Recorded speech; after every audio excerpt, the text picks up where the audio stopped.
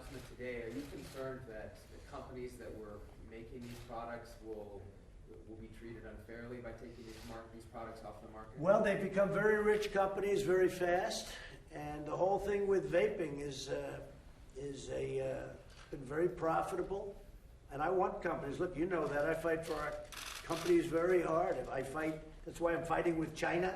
That's why I'm fighting with other countries. If you look at European Union, and if you look at Japan, and if you look at so many others, including South Korea and many others, we're constantly dealing with them to make it good for our companies, because I view it as jobs.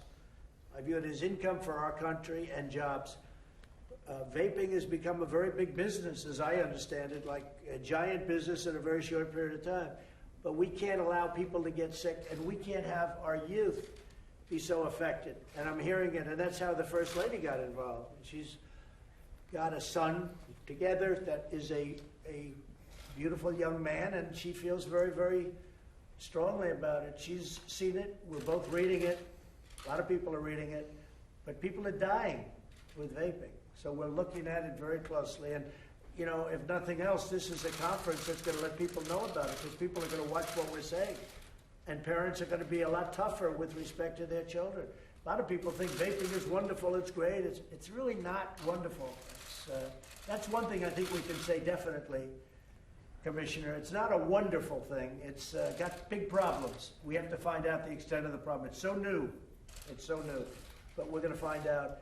And I hope that parents that, you know, they have children and the children are a certain age, I hope they're going to be able to make wise decisions, maybe based on what we're saying today. But the Commissioner and Alex Azar, they're going to be coming back over the next pretty short period of time, a couple of weeks, with some very strong recommendations. Can you tell us what the timeline is for taking those flavors off the market?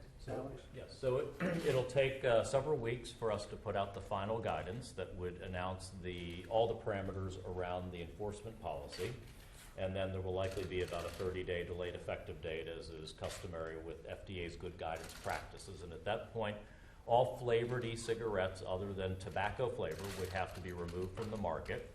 Tobacco-flavored e-cigarettes, their manufacturers would, by May 2020, have to file for approval by FDA of their products.